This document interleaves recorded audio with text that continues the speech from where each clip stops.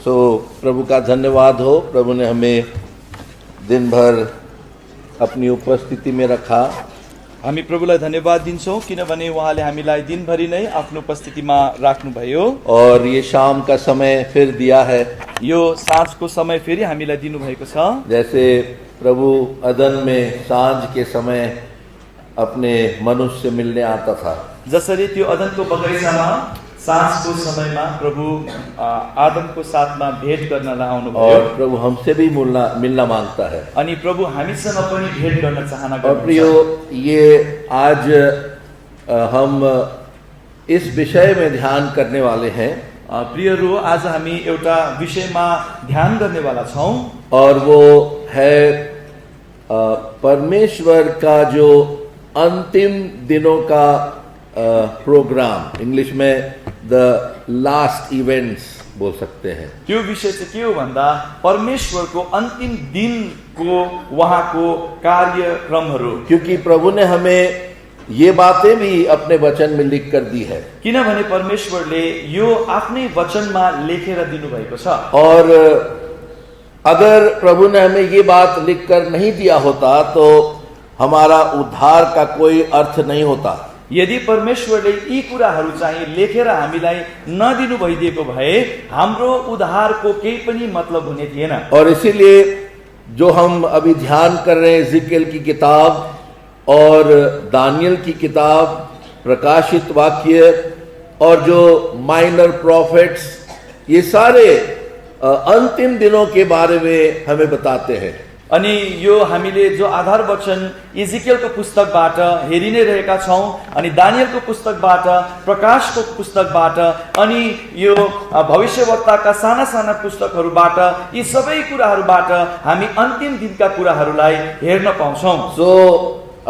कई पदों को हम पढ़ने वाले हैं आज, केही पदहरू आज हामी पढ्नेवाला छौँ और इसीलिए आप लोग को बहुत ध्यान में रहना पड़ेगा। यसै कारण तपाईहरुले एकदमै ध्यान गरेर बस्नुपर्छ। क्योंकि मैं बताऊं या मैं बोलूं उससे अच्छा प्रभु का वचन हमसे बोलता है। मैले भन्नुभन्दा अझै राम्रो प्रकारले परमेश्वरको आफ्नै वचनले भन्नुहुन्छ। तो शुरुआत करते हैं, आइए इज़ेकिएल और उसका 7 अध्याय।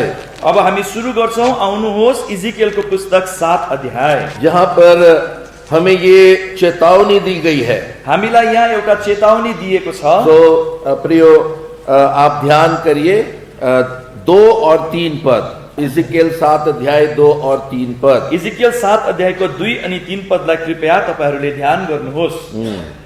भाइ पढेगी। अनि तिमी हे मानिसका छोरा, प्रभु यहोवा इजरायलको देशलाई यसो भन्नुहुन्छ, अन्त्य देशका चारै कुनामाथि त्यो अन्त्य आएको छ।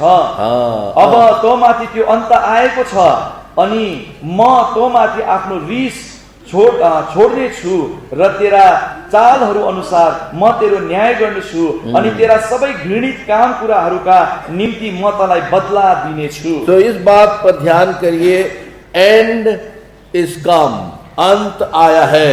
यो कुरालाई तपाईले ध्यान गर्नुहोस्, अन्त्य आएको छ। उसके बाद आप देखिए 5 और 6 पद भी वही अध्याय, यही अध्यायको तपाईले 5 र 6 पदलाई पनि हेर्नुहोस्।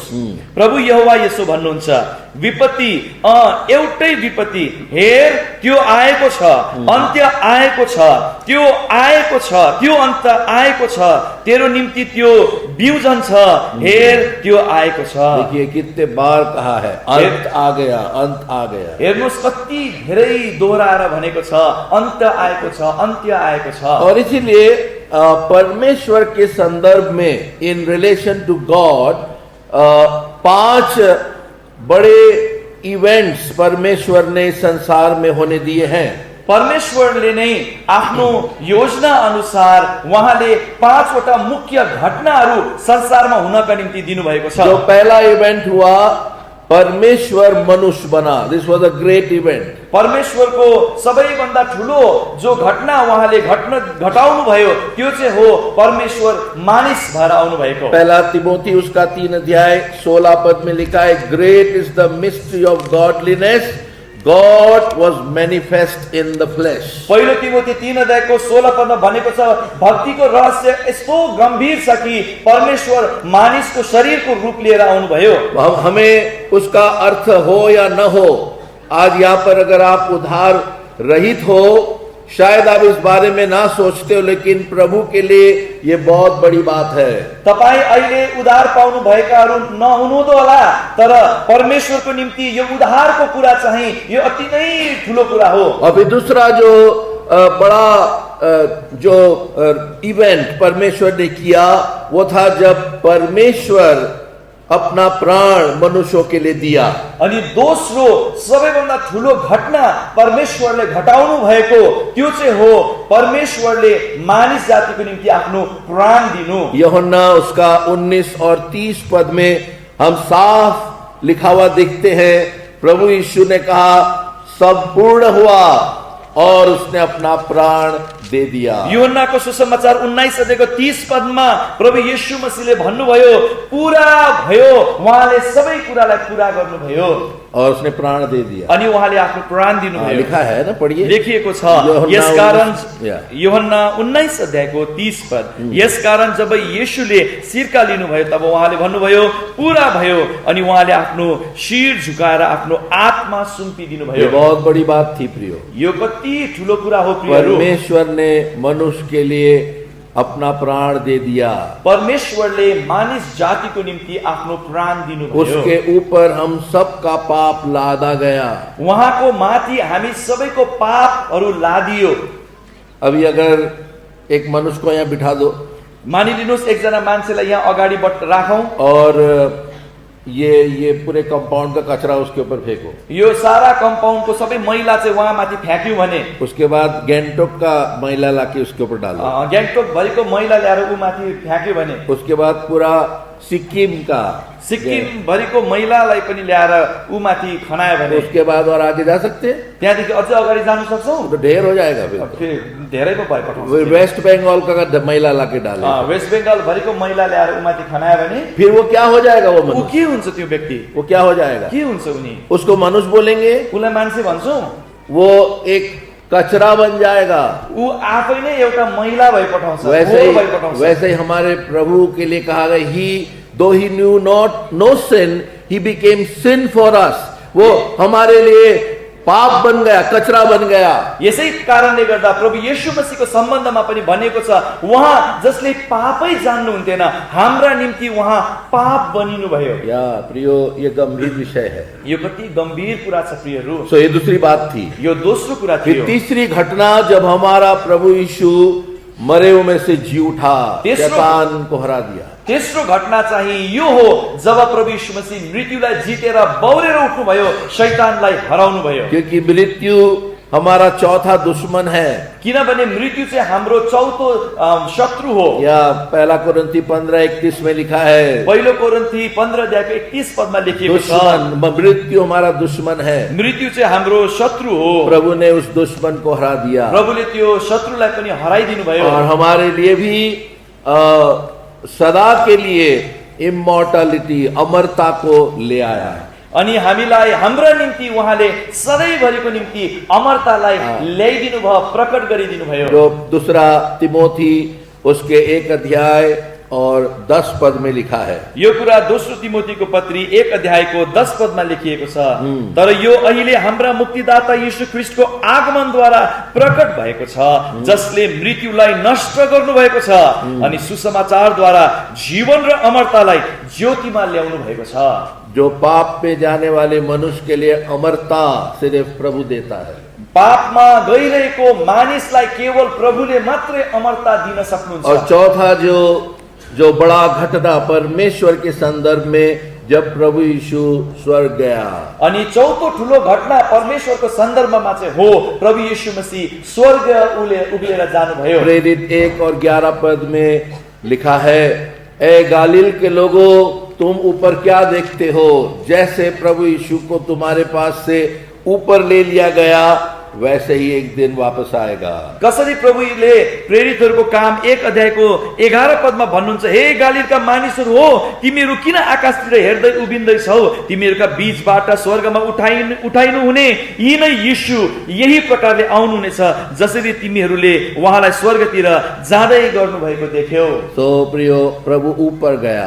यसकारण प्रियहरू, प्रभु माथि जानुभयो। तो परमेश्वर मनुष्य बना, परमेश्वर मानिस बन्नुभयो, परमेश्वर ने पापियों के लिए प्राण दिया, परमेश्वरले पापीहरूको निम्ति प्राण दिनुभयो, जी उठा, उहाँ बौरी उठ्नुभयो, स्वर्ग को गया, स्वर्ग जानुभयो। और अब पांचवा जो बड़ा इंपॉर्टेंट घटना परमेश्वर के संदर्भ में यह है कि वो वापस आएगा अपने लोगों को लेने। अन्तिम पाँचौं जो घटना छ जो परमेश्वरले रच्नु भएको छ त्यो चाहिँ हो उहाँ फेरि आउनु हुँदैछ। तो प्रियो, ऐसे ही हम आपको नहीं बोलते कि प्रभु को पाओ, मुक्ति लो। इसके पीछे ये है कि प्रभु ऐसे लोगों को अपने पास स्वर्ग में ले जाना मांगता है। हामी तपाईहरुलाई त्यसै मुक्ति पाउनुहोस् भनिरहेका छैनौं। किन भन्दाखेरि चाहिँ यस्ता मुक्ति पाएका लोगहरूलाई स्वर्गमा लिएर जानको निम्ति प्रभु आउनु हुँदैछ। तो इसीलिए एक और पद पढ़ेंगे। यसै कारण अझै एउटा पद हामी पढ्छौं। आमोस उसका 4 अध्याय, आमोस चैप्टर 4, आमोसको पुस्तक 4 अध्याय और उसका 12 पद अनि 12 पदलाई सब मिलकर पढ़ेंगे। हामी सबैजना मिलेर पढ्ने छौं। यस, यसकारण हे इजरायल, म तिमीसित यसो गर्नेछु, मैले तिमीलाई यसो गर्ने हुनाले हे इजरायल, आफ्नो परमेश्वरलाई भेट्न तयार हो। ये लास्ट लाइन जो है, prepare to meet thy God O Israel, इस जगह में, इजराइल के जगह में आपका नाम डालकर पढ़िए। यो 12 पदको अन्तिम भागलाई हे इजरायल आफ्नो परमेश्वरलाई भेट्न तयार हो लेखिएको छ। यो इजरायलको जग्गामा तपाईले आफ्नो नाम लेखेर नाम पढ्नुहोस्। या पढ़ेंगे, हे परमेश्वरलाई भेट्न तयार हो, अपने परमेश्वर से मिलने के लिए तैयार हो जा हनो, आफ्नो परमेश्वरलाई भेट्नका निम्ति तयार हो अर्पण। तो प्रियो, हम कुछ बातों को देखने वाले हैं। हामी केही कुराहरूलाई हेर्ने वाला छौं। हम क्यों कहते हैं कि हम अंत में आ गए? हामी किन भन्दैछौं हामी अन्त्यमा आइपुगेका छौं? इसलिए ये बात देखने से पहले हम प्रभु से सहायता मांगेंगे। यो कुराहरू हेर्न भन्दा अघि हामी प्रभुबाट सहायता माग्ने छौं। प्रेमी पिता, हम बहुत आभारी है आज ये चौथा दिन जो तूने इस होली कॉन्वोकेशन का हमें दिया। और प्रभु, जैसे हम गा रहे थे, प्रभु जी, ये जिंदगी थोड़े दिन की है, कभी भी हमें यहाँ से चला जाना है। प्रभु जी, ये सच है, तेरा आगमन भी नजदीक है और हमारा इस संसार को छोड़ना कब होगा ये भी तय नहीं है, कभी भी हो जाएगा। और इसीलिए प्रभु जी, तेरा वचन हमें जागृत करता है, कहता है तैयार हो जाओ अपने परमेश्वर से भेंट करने के लिए। तो प्रेमी पिता, तेरे वचन को जब लेकर हम खड़े हैं प्रभु, कोई मनुष्य की बुद्धि ज्ञान काम नहीं आता प्रभु। हम जानते हैं हमारे पास क्या है प्रभु जो तेरे लोग को दे। हम सिर्फ मृत्यु ला सकते हैं, लेकिन तू जीवन लाने वाला परमेश्वर। इसलिए प्रेमी पिता, तू अपने स्वर्ग को खोल और आशीष की बारिश बरसा, ताकि जितने भी प्रभु तेरे लोग इस कंपाउंड में जहां जहां सुन रहे हैं प्रभु, बाहर भी प्रभु जी, इनके सामने एक प्रश्न खड़ा हो, क्या मैं ईश्वर से मिलने तैयार हूं?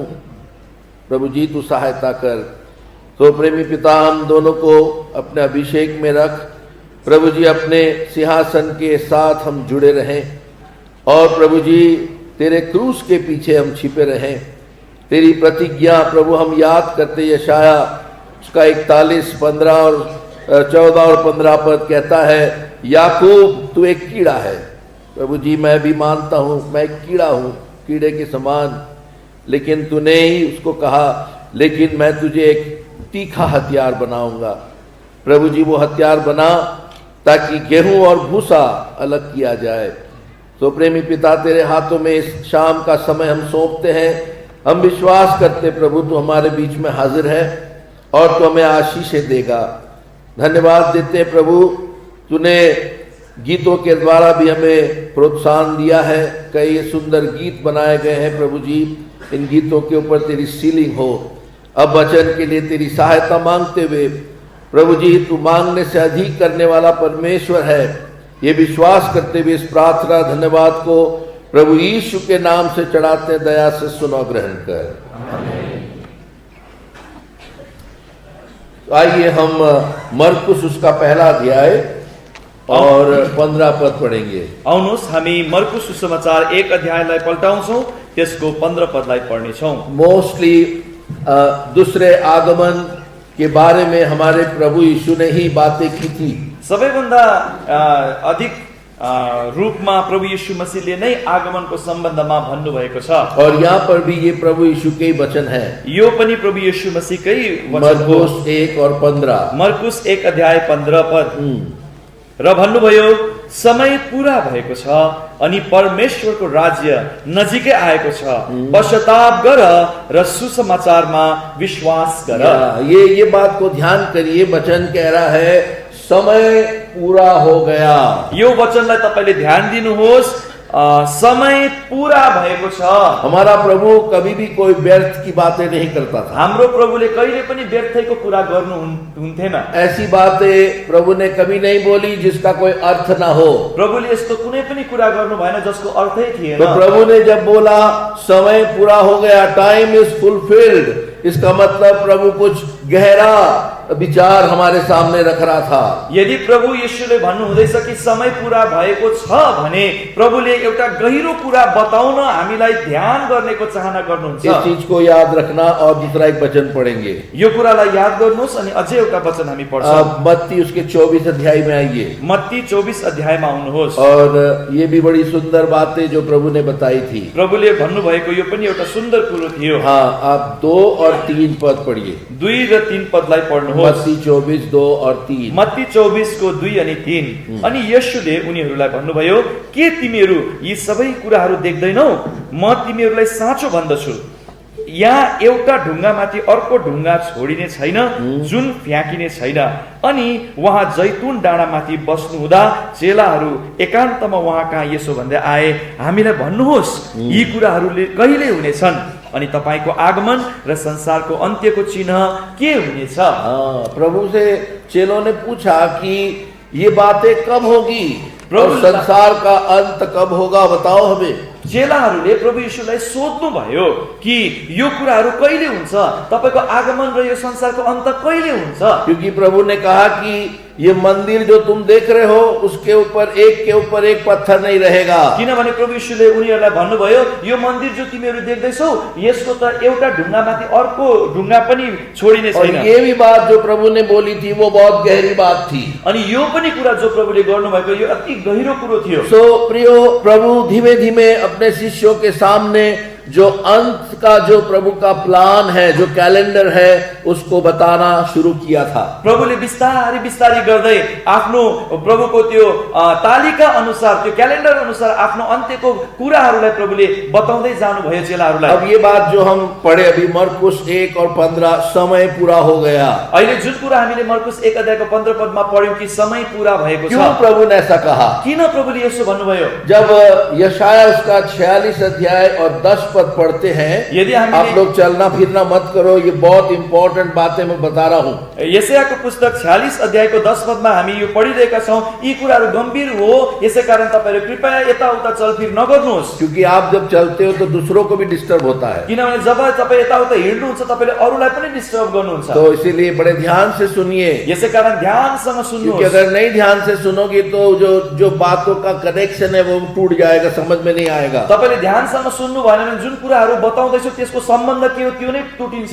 सो प्रिय, यशाया 46:10 में प्रभु ने कहा कि अंत की बातों को शुरू से मैं बता देता हूँ। यशाया 46 को 10 पदमा प्रभुले भन्नुहुन्छ कि म अन्त्यको कुरा सुरुदेखि नै बताउँछु। ये है हमारा परमेश्वर। हाम्रो परमेश्वर यहाँ हुनुहुन्छ जो उसको सब कुछ मालूम है, जसलाई सबै कुरो थाहा छ। जब मूसा ने पूछा था प्रभु से कि प्रभु तेरा नाम क्या है, जब मूसाले प्रभुलाई सोध्नु भयो कि प्रभु तपाईको नाम के हो, प्रभु ने क्या कहा था? प्रभुले के भन्नुभएको थियो? मैं हूँ। म हूँ। मैं था नहीं, म थिए भन्नु भएन, मैं होऊंगा नहीं, म हुनेछु भन्नु भएन, मैं हूँ, आई एम। म हुँ भन्नु भयो। समझ रहे हो? बुझ्नुहुँदैछ? बड़ा गंभीर शब्द है, आई एम, मैं हूँ। म हुँ भन्ने यो कति गम्भीर शब्द मतलब छ। परमेश्वर के लिए न तो बीता कल है, न तो आने वाला कल है। परमेश्वरको निम्ति न त विगत बीतेको समय छ, न त भविष्यको समय छ। उसके अंदर सारी बातें समाई हुई है। हमारा प्रभु, इसी ने हम कहते हैं he is the eternal God. उसको सनातन की बात, सनातन से सनातन की बात सब कुछ मालूम है। हाम्रा परमेश्वरको निम्ति सबै समय उहाँको अधीनमा समेटिएको छ। उहाँको निम्ति भूतकालको समयदेखि लिएर भविष्यसम्मको सबै कुरा उहाँलाई थाहा भएको खण्डमा उहाँलाई अनन्तका परमेश्वर, सनातनका परमेश्वर हामी भन्छौँ। तो इसलिए जब हमने पाप किया तब प्रभु ने अपनी योजना बनाई, ऐसी बात नहीं है। जब हामीले पाप गर्यौं तब मात्रै परमेश्वरले हाम्रो मुक्तिको योजना रच्नुभयो भन्ने कुरा होइन। प्रभु को सब कुछ मालूम था, प्रभुलाई सबै कुरो थाहा और थियो। पहले से ही प्रभु ने सब कुछ ठीक ठीक मिलाकर रखा है। यसै कारण प्रभुले अगाडिबाट नै सबै कुरा ठीक जग्गामा मिलाएर राख्नु भएको छ। जब हम कहते हैं कि अंत की बात पहले से बता देना, मतलब अब प्रभुले जो प्रकारले भन्नुहुँदैछ कि अन्त्यको कुरा म सुरुदेखि नै बताइदिन्छु। प्रभु ने इस संसार को 6 दिन में बनाया है ना। परमेश्वरले यो संसारलाई 6 दिनमा सृष्टि गर्नुभयो। और 7वां दिन क्या किया? अनि 7औं दिनमा के गर्नुभयो? प्रभु ने विश्राम लिया। प्रभुले विश्राम लिनुभयो। देखिए ये उत्पत्ति उसके 2 अध्याय में, आउनुहोस् उत्पत्तिको पुस्तक 2 अध्यायमा और 2 पद, 2 और 3 पद, 2 अनि 3 पद। अनि 7औं दिनमा परमेश्वरले आफ्नो काम जे उहाँले बनाउनु भएको थियो सिद्ध्याउनु भयो। अनि 7औं दिनमा उहाँ आफूले बनाउनु भएको आफ्ना सबै कामबाट विश्राम लिनुभयो।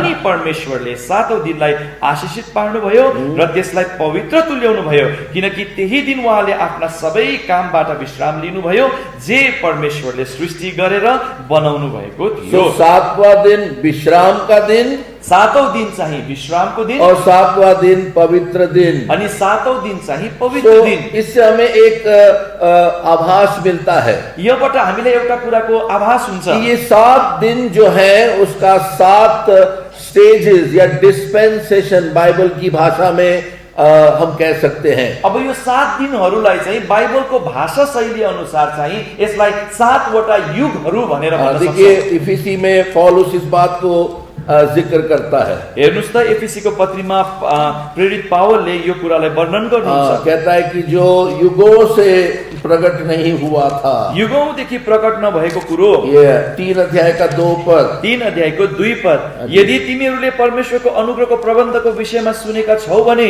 जुन तिमीहरूका निम्ति मलाई दिएको छ। डिस्पेंसेशन नहीं है। If ye have heard of the dispensation of the grace of God which is given me, you word नहीं है, ठीक है, कोई बात नहीं। सो युगों की बात जो छुपी हुई थी वो पौलुस के सामने प्रकट की गई। अनि जुन युगौंदेखि रहस्यमा राखेको कुरा थियो प्रभुको दास पावलले भन्नुहुँदैछ कि त्यो प्रकट भएको छ। और वो क्या था?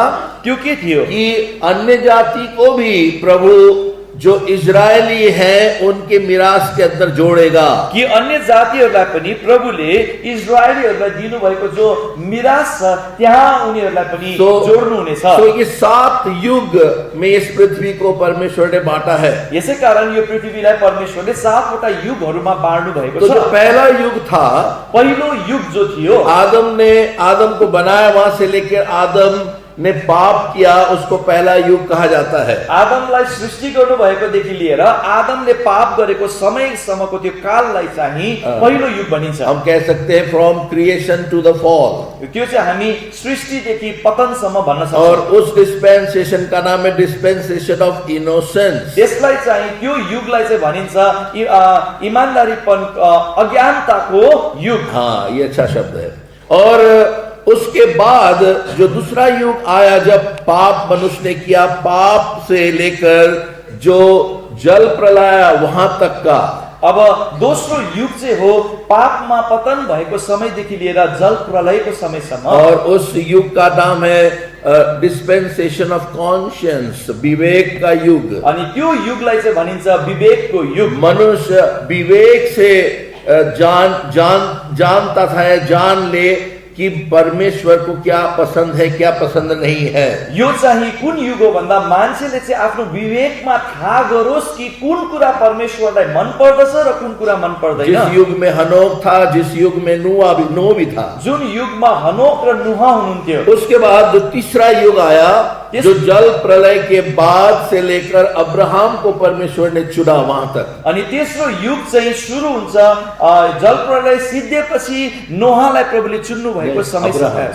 अब्राहमलाई प्रभुले चुन्नु भएको समय। और ये इसको कहा जाता है डिस्पेंसेशन ऑफ ह्यूमन गवर्नमेंट। उसमें बहुत सारी बातें हुई प्रियो। अनि यो युगलाई चाहिँ भनिन्छ मानिसको प्रशासनको युग, शासनको युग, जहाँनिर धेरै कुराहरू भएको छ। उसी में सब प्रकार की मूर्ति पूजा और अनेक धर्म की बातों का आरंभ हुआ वो युग में। यही युग हो जुन युगमा चाहिँ थरी थरीका कुराहरू, मूर्ति पूजा र अनेकौं धर्महरूको त्यहाँनिर आरम्भ भयो। निम्रोद परमेश्वर के विरोध करने वाला मनुष्य था। निम्रोद चाहिँ परमेश्वरलाई विरोध गर्ने व्यक्ति थिए। और वो एक लंबी कहानी, हम उसको छोड़ देते हैं। अनि त्यसको लामो कथा छ, छोडिदिन्छौँ त्यसलाई। फिर अब्राहम से लेकर जो इजराइल कनान देश के लिए निकले, छुटकारा पाए, निर्गमन 12 अध्याय, वो ये पीरियड को कहा जाता है डिस्पेंसेशन ऑफ प्रॉमिस, प्रतिज्ञा का युग। अब जो अब्राहमलाई चुन्नु भएकोदेखि लिएर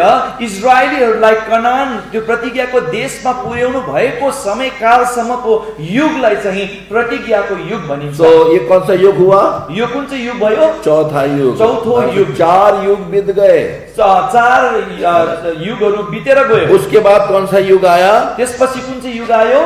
जब परमेश्वर ने मूसा को नियम शास्त्र दिया, जब परमेश्वरले मूसालाई व्यवस्था दिनुभयो। और इसीलिए ये युग मूसा को जब से लॉ दिया गया, वहां से लेकर प्रभु यीशु संसार में आए, वो समय को कहा जाता है डिस्पेंसेशन ऑफ लॉ। अब प्रभुले मूसालाई दिनुभएको त्यो व्यवस्थाको त्यो समयदेखि लिएर प्रभु येशू मसीह संसारमा आउनु भएको त्यो समयको जो घडी छ, त्यो युगलाई चाहिँ भनिन्छ व्यवस्थाको युग। देखिए आइए यूहन्ना उसका 1 अध्याय में आउनुहोस्, यूहन्ना सुसमाचार 1 अध्याय का 17 पद अनि त्यसको 17 पद। हाजी, किनभने मूसाद्वारा व्यवस्था दिएको थियो, तर अनुग्रह र सत्यता चाहिँ यीशु ख्रीष्टद्वारा आए। तो प्रभु यीशु जब आए संसार में, जब प्रभु यीशु मसीह संसारमा आउनुभयो और अनुग्रह आया, अनुग्रह आयो, और इसीलिए ये छठा युग है। यसै कारण यो छैटौं युग हो। जिस छठा युग का नाम हम देंगे अनुग्रह का युग, डिस्पेंसेशन ऑफ ग्रेस। यसै कारणले गर्दा यो युगलाई हामी भन्छौं अनुग्रहको युग। हाँ, और इसके बाद कौन सा है? यसपछि कुन चाहिँ युग हो? 7वां युग, 7औं युग, विश्राम। विश्राम। परमेश्वर अपने सब काम से विश्राम करेगा। परमेश्वर सबै आफ्नो कामहरूबाट विश्राम। और वो युग कैसा युग होगा? यो युग कस्तो हुनेछ? पवित्र युग होगा। पवित्र युग, वहां पर कोई अपवित्रता नहीं जाएगी। त्यो युगमा कुनै अपवित्रता तो छैन। अभी कौन सा युग है? यसै कारण अहिले कुन चाहिँ युग हो? अनुग्रह का युग। यो अनुग्रहको युग हो। इसीलिए प्रभु यीशु ने कहा था समय पूरा हो गया। यसै कारण प्रभु यीशुले भन्नुभयो समय पूरा भयो। क्योंकि अब मैं आ गया हूँ, किनभने अब म आएँ, अब मैं उद्धार लेकर आया हूँ, मैं मुक्ति लेकर आया हूँ, मेरे बाद अंत हो जाएगा सब कुछ। उहाँले भन्नु चाहनु भएको मैले मुक्ति लिएर आएको छु, उद्धार लिएर आएको छु, मेरो पछि चाहिँ के हुन्छ? अन्त हुन्छ। और ये अनुग्रह का युग भी 7 में बांटा गया है प्रियो। अब यो अनुग्रहको युगलाई पनि 7 वटा भागहरूमा विभक्त गरिएको छ। ये अनुग्रह का युग मंडली का युग भी है, किनभने यो अनुग्रहको समय चाहिँ मण्डलीको पनि युग हो। और इसलिए प्रकाशित वाक्य में जो 7 मंडलियां हैं, जो नाम दिया गया है, वो एक मंडली का पैटर्न की बात वहां पर है। अब प्रकाशको पुस्तकमा जो 7 वटा मण्डलीको विषयमा वर्णन गरिएको छ, त्यो चाहिँ मण्डलीको 7 विभिन्न प्रकारको नक्साहरू हो। या मंडली में वो 7 प्रकार की परिस्थिति हो सकती है। मण्डलीमा 7 प्रकारको परिस्थितिहरू हुन सक्छ, जो वो मंडलियों में हो रहा था, जुन 7 विभिन्न प्रकारको परिस्थितिहरू त्यो मण्डलीहरूमा भइरहेको छ। और हर एक मंडली में एक परिस्थिति भी हो सकती है जो वहां पर हो रहा था। अनि त्यहाँ जे कुराहरू भएको थियो त्यो परिस्थिति कुनै एउटा विशेष मण्डलीमा पनि हुन सक्छ। और प्रियो, जब हम उसकी भी गिनती लगाते हैं, अभी समय में, क्योंकि समय भाग रहा है, मुझे बहुत सारी बात बतानी है। मैले तपाईलाई धेरै कुरा बताउनु परेको छ, समय कुद्दै जाँदैछ। तो इसलिए मैं छोड़ देता हूँ। म त्यो कुरालाई छोड्छु। लेकिन हम अभी लाओडिसिया की मंडली के समय में है जो 1900 से शुरू हुआ है। अब हामी चाहिँ लाउडिसियाको मण्डलीको युगमा जिरहेका छौं, जो चाहिँ 1900 शताब्दीदेखि सुरु भयो। और वो अंत होगा जब प्रभु आ जाएगा। अनि त्यो चाहिँ तब अन्त हुन्छ जब प्रभु आउनुहुन्छ। सो प्रियो, इसीलिए हमारे प्रभु ने कहा था कि समय पूरा हो गया। यसै कारणले गर्दाखेरि प्रभुले भन्नुभएको थियो अब समय पूरा भएको और प्रियो, छ। इसीलिए हमें जागृत होना पड़ेगा। यसका प्रियहरू हामी त अब जागो रहनु परेको छ। प्रभु ने क्या उपाय दिया मरकुस 1 और 15 में? अब मरकुस 1 अध्यायको 15 पदमा प्रभुले के उपाय दिनुभयो? पश्चाताप करो और सुसमाचार पर विश्वास करो। पश्चाताप गर अनि सुसमाचारमा विश्वास गर। सुसमाचार, प्रभु हमारा प्रभु यीशु में हमारे लिए शुभ संदेश है। हाम्रो प्रभु यीशु मसीहमा हाम्रो निम्ति शुभ खबर छ, समाचार छ कि पापी मनुष्य कैसे बचेगा। कि पापी मान्छे कसरी बाँच्न सक्छ। A sinner needs a savior। एउटा पापीलाई मुक्तिदाताको आवश्यकता छ। हम अपने आप को कदापि नहीं बचा सकते हैं। हामीले आफैलाई कुनै रीतिले बचाउन सक्दैनौं। आप कितनी भी कोशिश करो, तपाईले कति कोशिश गर्नुहोस्, धर्मी मनुष्य नहीं बन सकते। तपाई धर्मी मानिस बन्न सक्नुहुन्न। सिर्फ प्रभु यीशु हमें धर्मी बना सकता है, हमारे पापों को क्षमा करके, क्योंकि वो क्षमा करता है और हमारे पापों को भूल भी जाता है। प्रभु यीशु मसीहले मात्र हामीलाई धर्मी ठहराउन सक्नुहुन्छ। उहाँले हाम्रो पापलाई क्षमा गर्नुहुन्छ।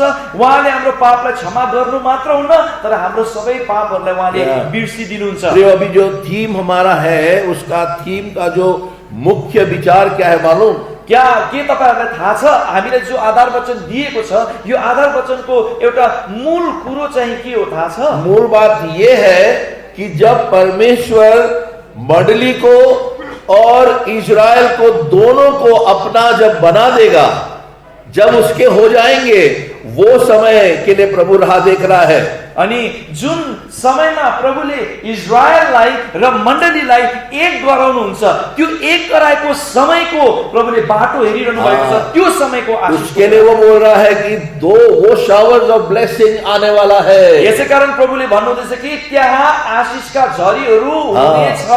प्रभु करके ही रहेगा प्रियो। प्रभुले गरेरै छोड्नुहुन्छ। अभी हम वो बात भी देखेंगे थोड़ा। यो कुरा पनि हामी थोरै हेर्ने वाला छौं। प्रियो, पहली बात प्रभु ने ये कहा था कि समय पूरा हुआ। पहिलो कुरा प्रभुले भन्नुभयो कि समय पूरा भएको छ। हमें प्रभु के आगमन के लिए तैयार होना हामी प्रभुको आगमनको लागि तयार हुनुपर्छ। दूसरी बात जो हम ध्यान करना मांगते हैं, दोस्रो कुरा जो हामी ध्यान गर्न चाहन्छौं, यहूदी लोगों के जीवन या उनके इतिहास के द्वारा, यहूदीहरूको इतिहासको द्वारा प्रभुले हामीलाई के बताउन चाहनुहुन्छ कि समय पूरा हो गया है या प्रभु का आगमन बहुत नजदीक है। कि समय पूरा भएको छ या त प्रभुको आगमन नजिक आएको छ। प्रियो, इसीलिए प्रभु ने आइए मत्ती उसके 24 अध्याय में पहले, यसै कारण आउनुहोस् पहिला मत्ती 24 अध्यायमा, मैथ्यू 24, मत्ती 24 अध्याय, ये प्रभु ने कहा था, यो प्रभुले भन्नुभएको थियो इजरायलियों के विषय में, इजरायलीहरूको विषयमा। क्योंकि प्रियो, जो सारी भविष्यवाणियां जो है वो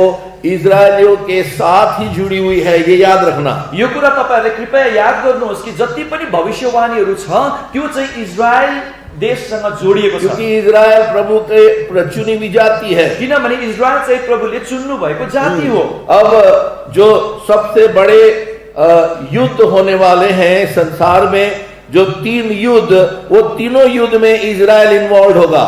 किनभने जुन 3वटा ठूलो महायुद्धहरू यो संसारमा हुनेवाला छ, यो तीनैवटा युद्धमा इजरायल हुनै पर्छ। अगर समय होगा तो मैं वो भी बताऊंगा। समय भयो भने म त्यो पनि तपाईहरुलाई बताउँछु। मत्ती 24 अध्याय, मत्ती 24 अध्याय 32 पद से पढ़ेंगे। 32 पददेखि उसो पढ्ने छौं। 32 से 34 तक, 32 देखि लिएर 34 पदसम्म एक एक शब्द इंपॉर्टेंट है, ध्यान से सुनना। दया गरी ध्यानसँग सुन्नुहोस्, किनभने एक एकवटा शब्द मुख्य छ। अब नेभाराको रुखबाट एउटा दृष्टान्त सिक।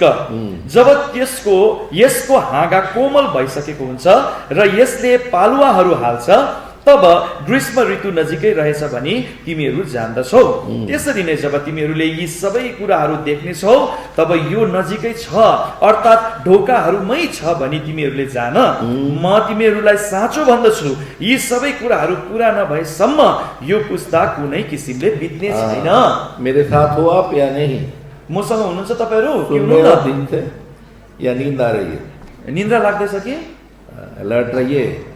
अच्छा, सचेत तो रहनुहोस्। यहाँ पर प्रभु ने नेभारा एक फिग ट्री को बताया, यहाँनिर प्रभुले नेभाराको रुखलाई बताउनु हुँदैछ। और ये फिग ट्री इजराइल को बताता है। यो नेभाराको रुखले चाहिँ इजरायललाई देखाउँछ। और प्रभु ने कहा कि जब ये फूलेगा और फलेगा, प्रभुले भन्नुभयो कि जब यो पालुवा हाल्नु थाल्छ, फुल्नु थाल्छ, तब जानना कि ये नजदीक है। तब चाहिँ यो कुरालाई याद थाहा गर्नु कि यो नजिकै छ। इजराइल जब फिर से जीवन में आएगा या लाइमलाइट में आएगा, तब त्यसको अर्थ चाहिँ इजरायल फेरि जीवनमा आउँछ या त त्यसलाई एकदमै सबैले थाहा गर्ने प्रकारले प्रकट हुन्छ। तो क्या हुआ, उसके पहले क्या हुआ? त्यो भन्दा अघि चाहिँ के भयो? देखिए आप जकरिया में आइए। आउनुहोस् त जकरियाको। जकरिया उसका 12 अध्याय और 2 पद, ये ध्यान करिए, ये पद बड़ा इंपॉर्टेंट है, अंडरलाइन करना। यो पदलाई तपाईले दाग लगाएर राख्नुहोस्, अति महत्त्वपूर्ण छ। जकरियाको पुस्तक 12 अध्यायको 2 पद। हेर, म यरुशलेमलाई वरिपरिबाट सबै जातिका मानिसहरूका निम्ति डुन्मुन्याउने कचौरा तुल्याउने छु, अनि यरुशलेमको विरोध घेराबन्दी हुँदा यो यहूदाको विरोध पनि हुनेछ। इंग्लिश में बड़ा सिंपल है, I will make Jerusalem cup of trembling, मतलब सबको हिलाएगा ये इजराइल। यसको अर्थ चाहिँ हुन्छ त्यो ढुनमुन्याउने कचौरा भनेको सबैलाई हल्लाइदिने, थर्काइदिने प्रकारको। और अब आइए लूका उसका 21 अध्याय में। अब आउनुहोस् लूका सुसमाचार 21 अध्यायमा। जब अंत की बातें प्रभु बता रहे थे, जब प्रभुले अन्तको कुराहरू बताउनु हुँदै और थियो, फिर ये इजराइल कोई प्रभु लाया। प्रभुले फेरि इजरायललाई ल्याउनु भयो। लूक चैप्टर 21 लूका 21 अध्याय और उसका आप 20 पद पढ़िए। अनि यसको तपाईले कृपया 20 पदलाई पढ्नुहोस्। अनि जब तिमीहरूले यरुशलेम सेनाहरूद्वारा घेरिएको देख्नेछौ, तब त्यसको विनाश नजिकै छ भनी जान। और भी 24 पद। अनि फेरि 24 पद। अनि तिनीहरू तरवारको धारले ढालिनेछन्, अनि सबै जातिहरू कहाँ कैदी बनाइएर लगिनेछन्, अनि अन्य जातिहरूका समयहरू पूरा नहुन्जेल यरुशलेम चाहिँ अन्य जातिहरूद्वारा कुल्ची मिल्ची गरिनेछ। यरूशलेम कुल्ची मिल्ची होगा, मतलब उसको रौंदा जाएगा। रौंदा कुल्ची मिल्ची, कुल्ची मिल्ची पारिदिनुहुन्छ भन्नुहुँदैछ। हिंदी में रौंदा जाएगा है ना, पाँव से इसको लोग रौंदेंगे। हिन्दीमा त्यो रौंद भन्दो रहेछ, नेपालीमा कुल्ची मिल्ची पारिदिने। जेरूशलेम की ये हालत हो जाएगी, मतलब कोई खड़ा शहर नहीं रहेगा, वो धूल में मिट जाएगा। ऐसा त्यसको अर्थ यो हुन्छ कि यरुशलेममा कुनै पनि खडा इमारतहरू हुँदैन, सबै धुलोमै मिलिरहेको हुन्छ। क्यों हुआ ऐसा? किन भयो यसो? देखिए मत्ती उसका 27 अध्याय, हेर्नुस् मत्ती सुसमाचार 27 अध्याय और उसका 25 पद। अनि त्यसको 25 पद। मत्ती 27 अध्याय 25 पद। बड़ा गंभीर शब्द है ये, पढ़िए। यो शब्द अति नै गम्भीर छ। तब सबै मानिसहरूले जवाब दिएर भने, त्यसको रगत हामी माथि र हाम्रा छोरा छोरीहरू माथि परो।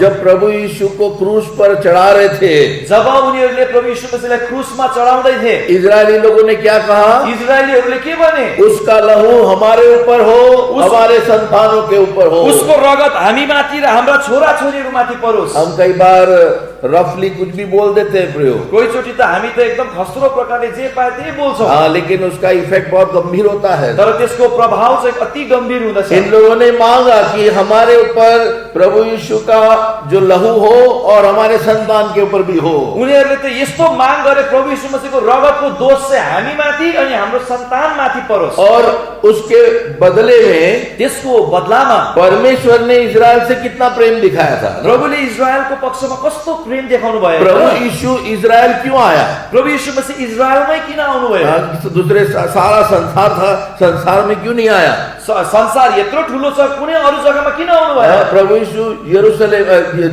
बेथलेहेम में जन्मा। प्रभु यीशु मसीह बेथलेहेममा जन्मिनु भयो। क्यों? किन? क्योंकि परमेश्वर इजराइल को जो अपना राज्य बनने के लिए एक मौका दे रहा था। किनभने प्रभुले चाहिँ इजरायललाई फेरि पनि एउटा राज्यको रूपमा बनिनुको निम्ति एउटा मौका दिनुभएको अगर थियो। मेरे बेटे को, अगर प्रभु यीशु को इन लोग ग्रहण कर लेंगे, यदि मेरो छोरालाई, मेरो पुत्र प्रभु येशूलाई चाहिँ यिनीहरूले ग्रहण गर्यो भने तो इन लोग मेरे राज्य बन जाएंगे। अनि तब यिनीहरू त मेरो राज्य बनिनेवाला छ। परमेश्वर का राज्य कौन है? परमेश्वरको राज्य को हो? जो प्रभु यीशु को अपना प्रभु, अपना मालिक, अपना उद्धारकर्ता मानते हैं। तीहरू हुन् परमेश्वरको राज्य जसले प्रभु येशू मसीहलाई आफ्नो प्रभु, आफ्नो मुक्तिदाताको रूपमा विश्वास गर्छ। उनको प्रभु अपना राज्य कहता है। उनीहरूलाई प्रभुले आफ्नो राज्य भन्नु। राज्य कहने का मतलब जो राजा हो वो उनके ऊपर अगर राज कर सके तो वो उसका राज्य बनता है। राज्य भनेको चाहिँ जब एउटा राजाले कोही माथि राज्य गर्छ त्यो राज्य गरिएको वस्तुलाई चाहिँ राज्य भनिन्छ। प्रभु यीशु को इन लोगों ने राजा नहीं माना। प्रभु यीशुलाई यिनीहरूले राजा मानेनन्। हम मत्ती के 15 अध्याय 24 पद में देखते हैं, हामी यो कुरा देख्छौं मत्ती 15 अध्यायको 24 पदमा कि प्रभु यीशु ने कहा कि मैं इजराइल की जो भटकी हुई भेड़ के लिए भेजा गया हूँ। कि म चाहिँ इजरायलको हराएको भेडाहरूको निम्ति खोज्नलाई पठाइएको हुँ। हाँ, लेकिन प्रियो उन लोगों ने इस बात का कदर नहीं किया। तर प्रियहरू यिनीहरूले चाहिँ परमेश्वरको यो कुरालाई ख्यालै गरेनन्। मत्ती 12 अध्याय के 24 पद में प्रभु यीशु को शैतान बोल दिया। बेल्जेबूब के द्वारा ये चमत्कार करता है। मत्ती 12 अध्यायको 24 पदमा त प्रभु यीशु मसीहलाई त उनीहरूले त शैतान पो भने, बेल्जेबूबले गर्दा पो उसले यो काम गरेको भने। ये सब गंभीर बातें हैं। यी कुराहरू अति गम्भीर कुराहरू जो इजरायलियों ने किया कई बार हम भी करते हैं। जो इजरायलीहरूले गरे कतिचोटि हामी पनि गरेको प्रभु छौं। हमें इतना प्रेम से हमसे बातें करना मांगता है, करता है, लेकिन हम लापरवाह बनकर हम कुछ भी बोलते हैं प्रभु के लिए। प्रभुले हामीले कति धेरै प्रेम गरेर हामीलाई पनि उहाँले वास्ता गर्नुहुन्छ, प्रकट गर्नुहुन्छ आफ्नो प्रेमलाई, तर पनि हामी कतिचोटि हामी बेवास्ता गरिकन जे पाए त्यही प्रभुको विषयमा भनिदिन्छौं। इजरायलियों ने ये मांगा था कि इसका लहू हमारे ऊपर हो। इजरायलीहरूले नै माग गरेको कि उसको रगतको दोष हामी माथि और परोस्। इसलिए क्या हुआ? अनि त्यसो गर्दा के भयो? AD 70 में जो रोम का एक एम्परर था टाइटस, उसने आकर इजराइल को, यरूशलेम को तोड़ फोड़ कर चकनाचूर कर दिया।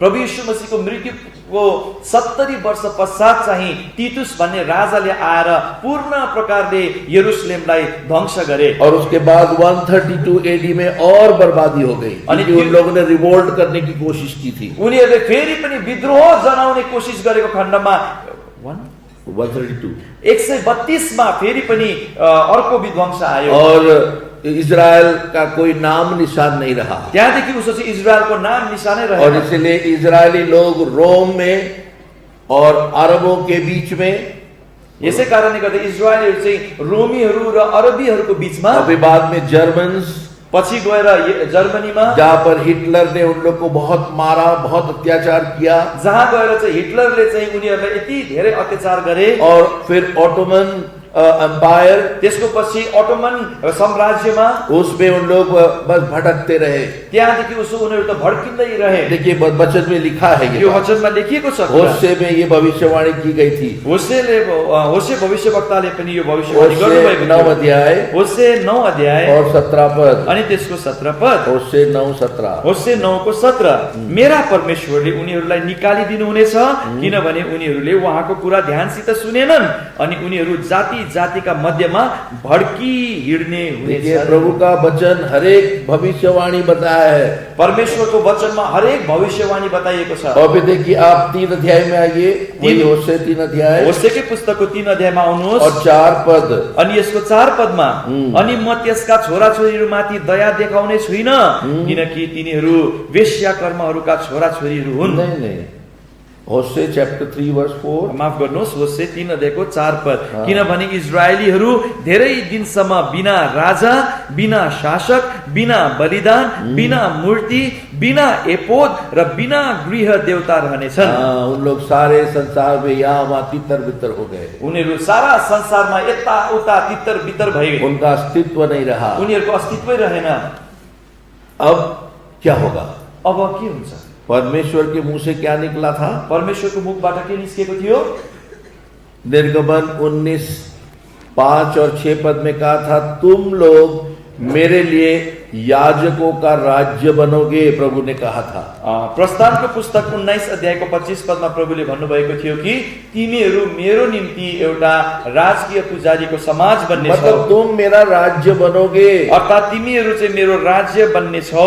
जो परमेश्वर के मुंह से एक बार निकलता है वो होकर ही रहता है, प्रभु झूठ नहीं बोलता। हाम्रो प्रभुको मुखबाट जे कुरा पनि निस्किन्छ त्यो पुरा नै हुन्छ, त्यसै प्रभुले झुट बोल्नुहुन्न। प्रभु ने दाऊद को भी प्रतिज्ञा दी थी, प्रभुले दाऊदलाई पनि प्रतिज्ञा मैं गर्नुभएको थियो, तेरा राज्य को सदाकाल का बनाऊंगा। म तिम्रो राज्यलाई सदाकालको बनाउने छु। हमने ये पढ़ा भी था ये पद, यो हामीले पढेका पनि थियौं। भजन संगीता 89 भजन संग्रह 89 और उसका आप देखिए 34 34 अनि त्यसको 34 पदमा म मेरो वाचा भङ्ग गर्ने छुइनँ, न त मेरो ओठहरूबाट निस्केको वचन नै बदली गर्नेछु। 35 पद 35 पदमा एकचोटि मैले मेरो पवित्रताको शपथ खाइसकेको छु, म दाऊदलाई ढाड्ने छुइनँ, ढाक्ने छुइनँ। मैं झूठ नहीं बोलता, परमेश्वर कभी झूठ नहीं बोलता। म झूठ बोल्दिन, परमेश्वरले झूठ बोल्नुहुन्न। और इसीलिए प्रियो ब्रिटिश ने सारे संसार के ऊपर एक समय आया जब राज किया, एउटा समय थियो जब बिलायतले सम्पूर्ण संसारमाथि राज्य गरे। और तब उन लोगों ने, प्रभु ने ब्रिटिश राज्य को इस्तेमाल किया इजराइल को फिर से रेस्टोर करने में। परमेश्वरले चाहिँ यो बिलायत जो साम्राज्यलाई काममा लाउनु भयो, इजरायललाई फेरि पनि उठाउनका निम्ति। और मई 14 तारिख 1948 में इजराइल एक राज्य, एक कंट्री फिर से बनाया गया। अनि 14 तारिख मई 1948 सालमा फेरि पनि इजरायल एउटा देशको रूपमा खडा भयो। हाँ, सो प्रियो, वहां पर परमेश्वर की प्रतिज्ञा और भविष्यवाणी जो इज़िकिएल में है वो पूरी होना शुरू हो गई। अनि त्यो समयदेखि नै इजिकियलको पुस्तकमा गरिएको परमेश्वरको भविष्यवाणी पूरा हुन सुरु भयो। देखिए 36 में क्या है, इज़िकिएल 36, इजिकियल 36 अध्यायमा के छ जो हेर्नुहोस्। 24 और 25 पद, या 24 ही पढ़ेंगे। 24 पदमा, हाँ, For I will take you from among the heathen and gather you out of all countries and will bring you into your own land. किनकि अन्य जातिहरूको बीचबाट म तिमीहरूलाई लिनेछु, सबै देशहरूबाट तिमीहरूलाई भेला गर्नेछु, तिमीहरूलाई तिमीहरूको आफ्नै देशमा फर्काएर ल्याउनेछु। हाँ, जो प्रभु ने मत्ती में भी कहा था, जुन कुरा प्रभुले मत्तीमा पनि भन्नुभएको थियो, कि जो ये अंजीर का पेड़ जब उसके अंकुर दिखने लगे और जब उसमें से फल आने लगे, कि त्यो नेभाराको रूपमा जब त्यो पालुवा पलाउनु थाल्छ, कोमल हुन्छ, तब वो समय आएगा, तब चाहिँ त्यो समय आउनेछ, प्रभु का आगमन का समय, प्रभुको आगमनको समय। और प्रियो, इसीलिए हमें इजरायलियों के ऊपर ज्यादा ध्यान देना है। यसै कारणले गर्दा इजरायलीहरूमाथि हामीले धेरै ध्यान दिनु छ। अभी भी जो युद्ध चल रहा है, अहिले पनि जुन चाहिँ युद्ध चलिरहेको छ, मैंने उस दिन भी आपको बताया था, मैले त्यो दिन पनि तपाईलाई बताएको कि थिएँ, परमेश्वर ने इजराइल को बहुत बड़ा एरिया दिया था। परमेश्वरले इजरायलीलाई कति ठुलो क्षेत्र दिनुभएको थियो। 300,000 स्क्वायर माइल का पूरा एरिया उनको दिया गया था। 3 लाख मिल जस्तो चाहिँ परिधि भएको जग्गा दिनुभएको थियो। नीचे अगर आप देखो मैप में तो मिस्र की नदी है, नाइल नदी। तपाईले त्यो नक्सालाई हेर्नुभयो भने, तल हेर्नुभयो भने त्यहाँनिर मिस्रको नील नदी पनि छ, और ऊपर यूफ्रेटिस नदी, अनि माथिनिर चाहिँ यूफ्रेटिसको नदी छ। और प्रभु ने अब्राहम को कहा था कि ये मिस्र की नदी से लेकर यूफ्रेटिस नदी, ये पूरा एरिया मैं तुमको दूंगा। अनि अब्राहमलाई पनि प्रभुले प्रतिज्ञा गर्न भन्नुभएको थियो, यो नील नदीदेखि मिस्रको नदीदेखि लिएर यूफ्रेटिस नदीसम्मको सम्पूर्ण त्यो जग्गालाई नै तिमीहरूलाई म दिनेछु। आप घर में जाकर देखना, तपाईले घरमा गएर हेर्नुहोस् कि ये मैप में अभी इजराइल का मैप कैसा है। अब अहिले चाहिँ इजरायलको नक्सा चाहिँ त्यो म्यापमा कहाँ छ, छोटा सा रह गया है, एउटा सानो भाग मात्रै रहेको छ। वो भी ये हमास ले लेना मांगता है और उनके साथ युद्ध कर रहा है कि ये जमीन हमारी है। अनि त्यो सानो टुक्रा पनि हमासले मेरो हो भनेर दाबी गरेर लिनुको लागि उनीहरूले युद्ध गर्छ। और इसीलिए प्रियो, प्रभु अब इजराइल के पक्ष में होकर लड़ेगा।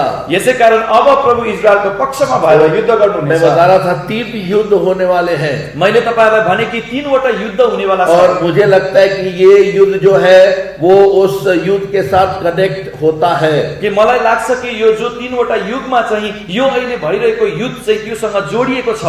जो 38 और 39 इज़िकिएल में आइए तो जो इजिकियलको पुस्तक 38 र 39 अध्यायमा पाउँछौँ। यहाँ पर जब वो युद्ध करने आएंगे, ये उत्तर की दिशा से, यो उत्तरको दिशाबाट जो युद्ध गर्नका निम्ति आउँछन्, लडाई गर्न। देखिए आप पढ़िए 38 38 का 15 और 16 पद। 38 अध्यायको 15 र 16 पदलाई तपाईले पढ्नुहोस्।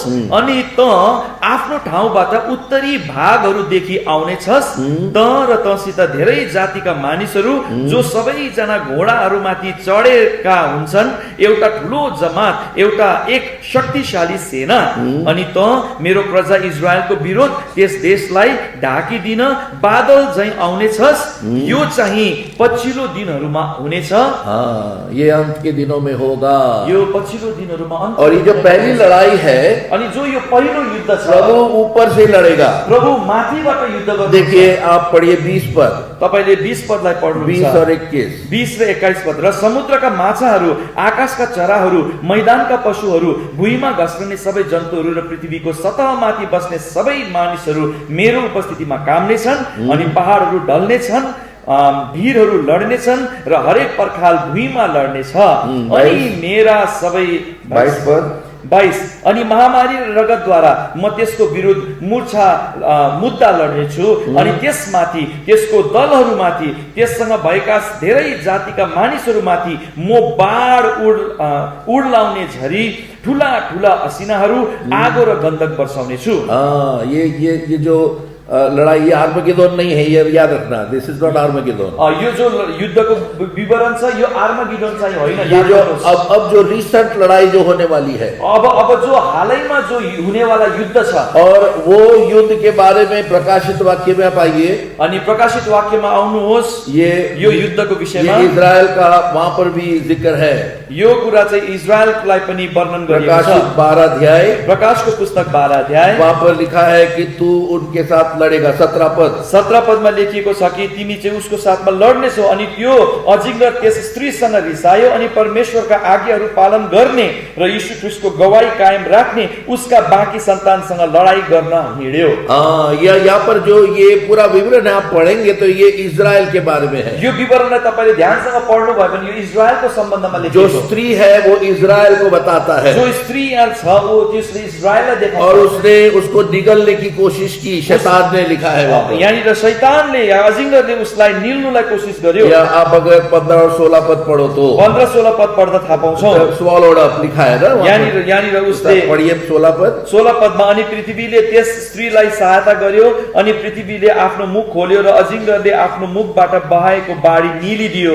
वो पानी बहाकर उसको मारने की कोशिश किया बोलता है। यहाँनिर बाढ निलिदिएर चाहिँ उसलाई मार्ने कोशिश गर्यो भन्छ। प्रियो इसीलिए ये जो 12 अध्याय है प्रकाशित वाक्य, यसकारण प्रियहरू यो 12 अध्याय छ जो प्रकाशको पुस्तक, जो आप अगर ध्यान करते हो, मालूम है तो 7 साल का जो ट्रिब्युलेशन पीरियड है, यहाँनिर जो 7 वर्षको महासंकष्टको समयकाल छ, उसका 3.5 ईयर की बात है। यसमा चाहिँ त्यसको बीचसम्म अर्थात् 3.5 वर्षसम्मको समय। ये 3.5 साल जब होंगे उस समय में ये लड़ाई बहुत जोरों से होगी। अब यो 3.5 सालको समय अवधिमा चाहिँ एकदमै उग्र रूपमा यो युद्ध हुने वाला छ। आप 39 में आइए, इजिकियल 39 अध्यायमा आउनुहोस्। उसका 9 और 10 पद, अनि त्यसको 9 अनि 10 पद।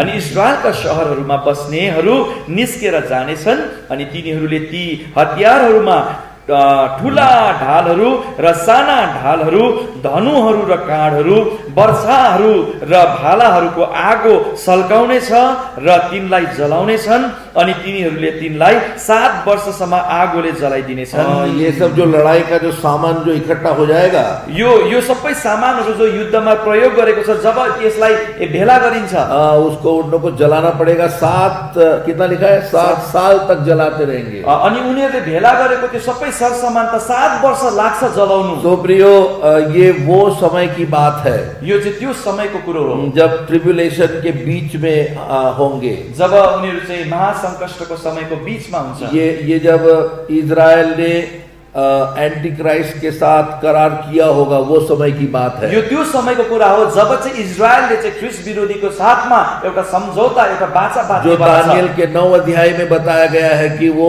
उसके साथ कॉवेनेंट करेंगे और सोचेंगे ये हमारा मसीहा है। यसै कारणले गर्दा उनीहरूले चाहिँ त्यो दानियलको पुस्तक 9 अध्यायमा जो लेखिएको छ कि यो इजरायलले तब सोच्नेछ त्यो ख्रिस्ट विरोधी त वास्तवमा ख्रिस्ट हो कि भनेर सोचेको हुन्छ। तो मैं ये क्यों कह रहा हूं, म तपाईहरुलाई किन यो भन्दैछु, ये होने से पहले मंडली को प्रभु उठाएगा यो सबै कुरा हुनुभन्दा अगाडि नै प्रभुले मण्डलीलाई उठाएर लानुहुन्छ। और ये बात हमारे सामने पहुंच गई है, अनि यो कुरा त हाम्रो अगाडि नै है ना। आइसक्यो। ये लड़ाई जो शुरू हो गई है, अब यो युद्ध त सुरु भइसक्यो। ये मामूली युद्ध नहीं है प्रियो। यो त साधारण युद्ध होइन और प्रियो। लोग कहते कि ये लंबा चलेगा अनि मानिसहरूले भन्दैछ यो त लामो जान्छ, और ये कहां तक पहुंचेगा हमें नहीं मालूम। हामीलाई थाहा छैन कहाँसम्म पुग्छ यो और लडाईँ। इसीलिए प्रियो इजराइल हमारे लिए एक डंका के समान है, वॉच है। यसै कारणले गर्दाखेरि यो इजरायल चाहिँ हाम्रो निम्ति एउटा घडी जस्तो हो। हाँ, कि अब तुम तैयार हो जाओ, अब तिमी चाहिँ तयार भए, क्योंकि ये जो सब घटनाएं होने वाली है, किनभने यी सबै घटनाहरू जो घट्नेवाला छ, जिसमें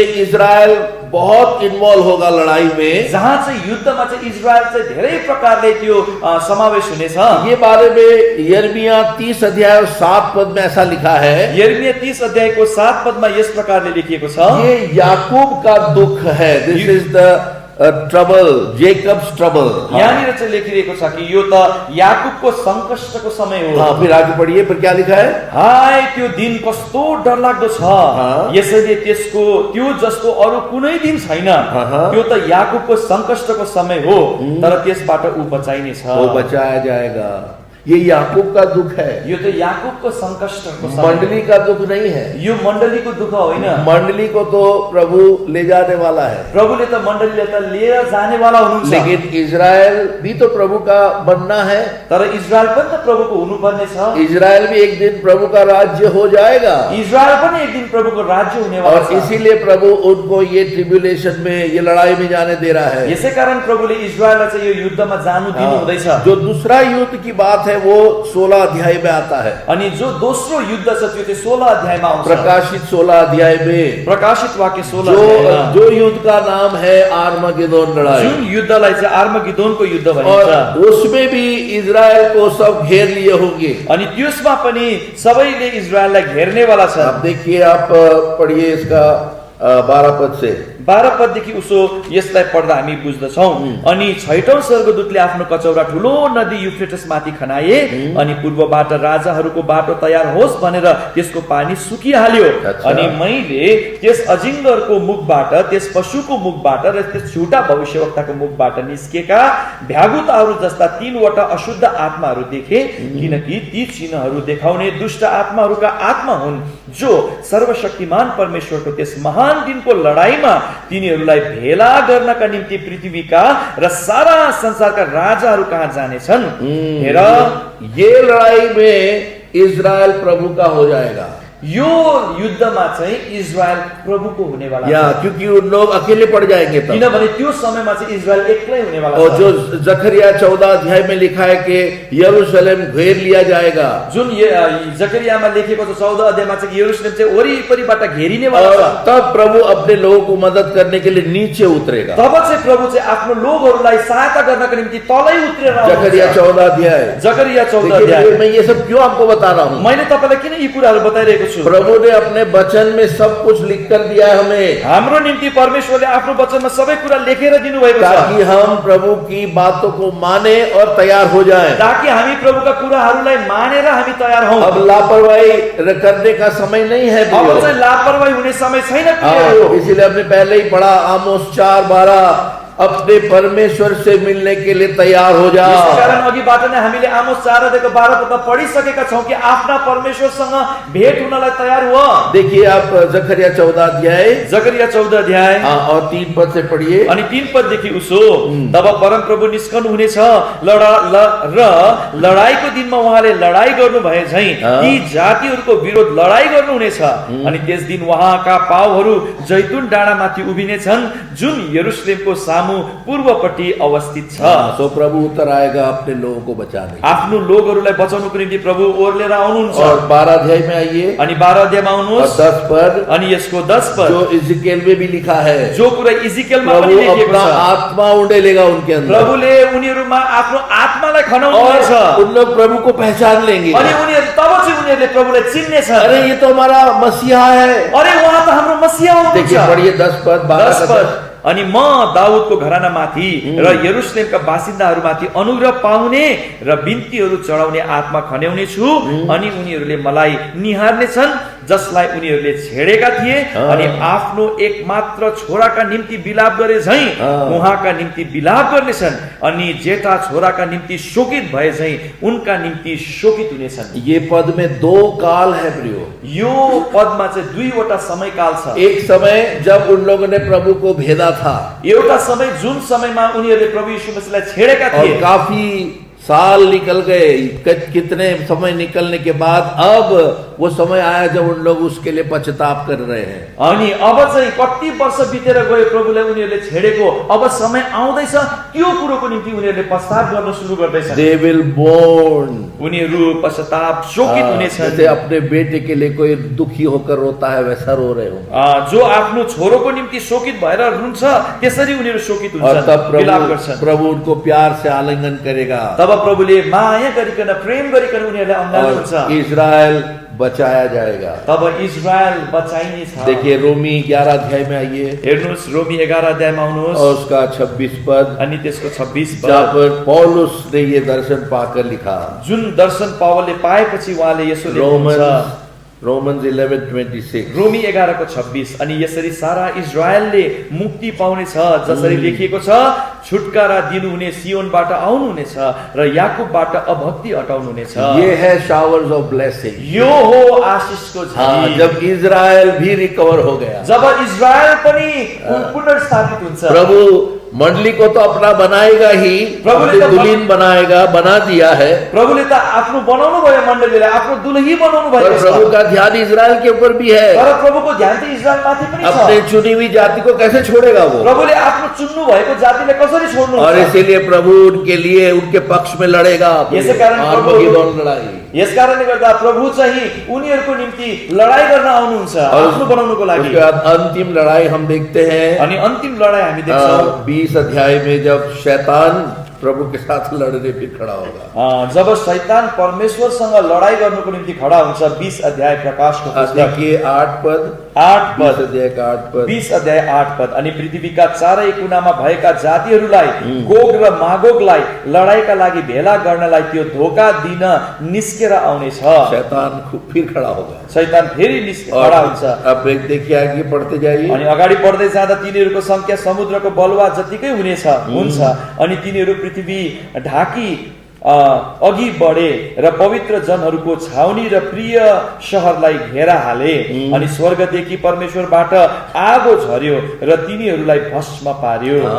फिर उसके बाद मिलेनियम शुरू होगा। त्यस पश्चात 1000 वर्षको राज्य सुरु। प्रियो शैतान खत्म कर दिया जाएगा। शैतान तेरा नष्ट गरिनेछ। सो प्रियो इसीलिए इजराइल को जब हम देखते हैं, प्रभु ने कहा उसको देखो और याद करो कि वो दिन नजदीक है। यसै कारण प्रभुले इजरायललाई देखाएर भन्नुहुन्छ त्यो इजरायललाई हेर अनि थाहा पाऊ कि अन्त्य नजिक छ। इजराइल रेस्टोर हो जाएगा प्रियो। इजरायल त फेरि वापस पुनर्स्थापित हुनेवाला छ प्रियहरू। मण्डली को उठा लेगा। तर त्यो भन्दा अगाडि नै प्रभुले मण्डलीलाई उठाएर लैजान्छ। कैसे हम बोल सकते हैं? कसरी हामी भन्न सक्छौं? देखिए प्रकाशित वाक्य, हेर्नुस् प्रकाशित वाक्य उसका 3 अध्याय 3 अध्याय और उसका 10 पद। प्रकाश 3 अध्यायको 10 पद। ध्यान से पढ़िए, दया गरी ध्यानसँग पढ्नुहोस्। तिमीले मेरो धीरजको वचन पालन गरेका छौ, यस कारण म पनि तिमीलाई परीक्षाको घडीबाट जोगाउने छु, जुन चाहिँ पृथ्वीमा बस्नेहरूलाई जाँच्नका निम्ति सारा संसारमाथि आउनेछ। ये कौन सी मंडली को प्रभु ने बोला? कुन मण्डलीलाई प्रभुले भन्नुभएको? यो फिलाडेल्फिया। फिलाडेल्फिया। फिलाडेल्फिया के लिए प्रभु को कोई कंप्लेन था?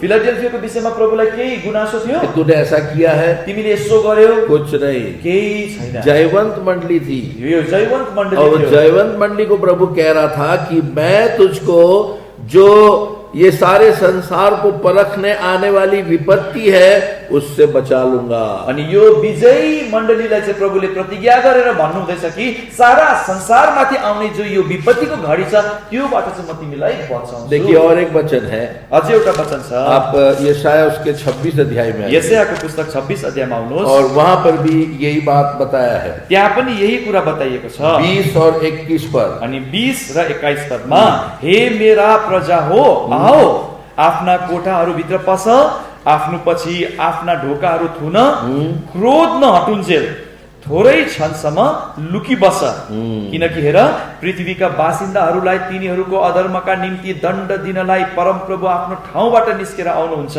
अनि पृथ्वीले आफ्नो रगत प्रकट गर्नेछ अनि आफ्ना मारिएकाहरूलाई फेरि ढाक्दैछ। यहाँ पर साफ लिखा है, मेरे लोग तुम लोग आ जाओ और दरवाजा बंद कर दो जब तक ये विपत्ति बीत न जाए। यसै कारण कति सफासँग लेखिदिनु भएको छ, जबसम्म यो विपत्ति टलेर जाँदैन तबसम्म तिमीहरूले आफैलाई लुकाएर ढोका बन्द गरेर बस। इसीलिए हम प्रभु के लोग कहते हैं प्रभु का आगमन कभी भी हो जाएगा। यसै कारण प्रभुको लोकहरूले हामी भन्छौँ कि प्रभुको आगमन कुनै पनि घडी हुन सक्छ। इसीलिए प्रभु ने कहा था मैं चोर के समान आता हूँ। यसै कारण प्रभुले भन्नुभएको थियो कि म चोर झैं आउने छु। चोर जब आता है तो कभी भी ढंढेरा पिटता नहीं है ना। चोर आउँदाखेरि चाहिँ एकदमै त्यहाँ के बजाउँदै आउँदैन, मैं आ रहा हूँ, म आउँदैछु है भनेर आउँदैन। वो कभी न्यूज नहीं देगा, कहिले पनि उसले अगाडिबाट खबर दिँदैन और चुपचाप आता है। वो सुटुक्कै आउँछ, हमें सडनली आता है अचानक आउँछ और चुपचाप आता है। अनि सुटुक्कै आउँछ। प्रियो, इसीलिए हमें जागृत रहना है। यसै कारण हामी जागो रहनु छ। सो इसीलिए कौन प्रभु से मिलने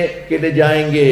को मात्रै प्रभुसँग भेट गर्न जान सक्छ? 7 पदों को मैं जल्दी जल्दी बताता हूँ। 7 वटा पदहरूलाई म चाँडै बताउँछु। सब नहीं जाएंगे प्रियो, सबैजना जाँदैन है प्रियहरू। पहला पद, सबैभन्दा पहिलो पद इब्रानी 9 और 28, हिब्रूको पत्री 9 अध्यायको 27 पद। कौन प्रभु से जब प्रभु आएगा मिलेंगे? को मात्रै प्रभु आउनु हुँदाखेरि भेट्न जान्छ? 9:28 9को 28 पद।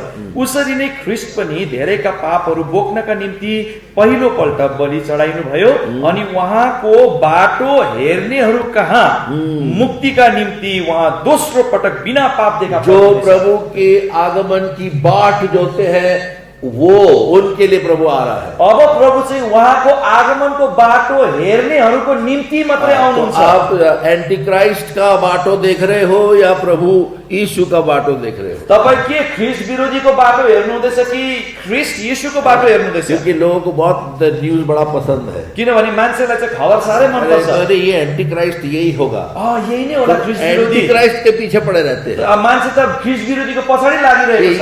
कौन एंटी क्राइस्ट होने वाला को हुन्छ होला नि ख्रीष्ट विरोधी? अरे एंटी क्राइस्ट तो होगा, जो होने दो। अरे ख्रीष्ट विरोधी जो हुनु छ हुनु देऊ। हमारी नजर तो ऊपर होनी चाहिए। हाम्रो आँखा त माथि हुनु पर्यो। प्रभु यीशु को देखते रहे। हामी त प्रभु यीशु मसीहलाई हेर्नुपर्छ। those who look for him, जो उहाँको बाटो। फिर दूसरा तिमोथी उसका 4 अध्याय और 8 पद। दोस्रो चाहिँ हो दोस्रो तिमोथीको पत्री 2 अध्यायको 8 पद। जल्दी जिसको मिलता है पढ़ो तो या 4:8 दोस्रो तिमोथीको पत्री 4 अध्यायको 8 पद।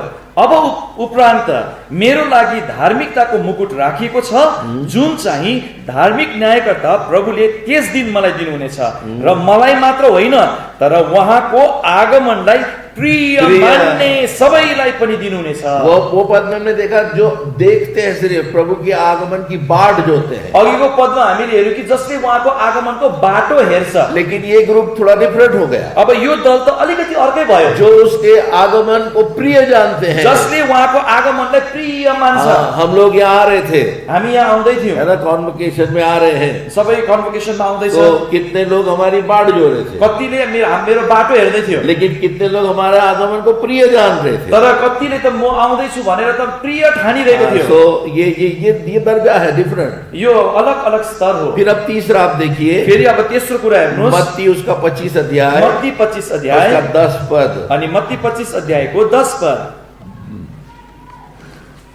मत्ती 25 अध्यायको 10 पद। अनि तिनीहरू किन्न गएका बेलामा दुला आइपुगे र तयार रहेकाहरू उनीसँग भित्र विवाहको भोजमा पसे। जो तैयार थे, जो तयार थे, ऐसे ही नहीं, त्यसै होइन। तो तैयार वाले प्रभु या दुल्हा से मिलने जाएंगे। अनि जो तयार छ उनीहरू चाहिँ दुल्हासँग भेट गर्न तो प्रियो, जान्छ। ये तीसरा दर्जा है। यो चाहिँ हो तेस्रो अब स्तर। चौथा वाला अनि चौथो चाहिँ ये उत्पत्ति उसका 5 अध्याय, उत्पत्ति 5 अध्याय उसका 24 पद। अनि त्यसको 24 पद। अनि हनोक परमेश्वरको साथ साथ हिँड्थे अनि उनी रहेनन्, किनभने परमेश्वरले उनलाई उठाइ लैजानु भयो। प्रभु के साथ साथ हनोक चलता था। अनि प्रभु चाहिँ हनोक चाहिँ प्रभुको साथ साथमा हिँड्दथे। बाइबल में 4 प्रकार की चाल बताई है विश्वासी। बाइबलमा विश्वासीको 4 प्रकारको हिँडाइ या चालको विषयमा एक बताइएको है, छ। प्रभु ने अब्राहम से कहा वॉक बिफोर मी, मेरे आगे चल। एउटा कुरा चाहिँ प्रभुले अब्राहमलाई भन्नुभयो तिमी मेरो अघि अघि हिँड। इसको हम एक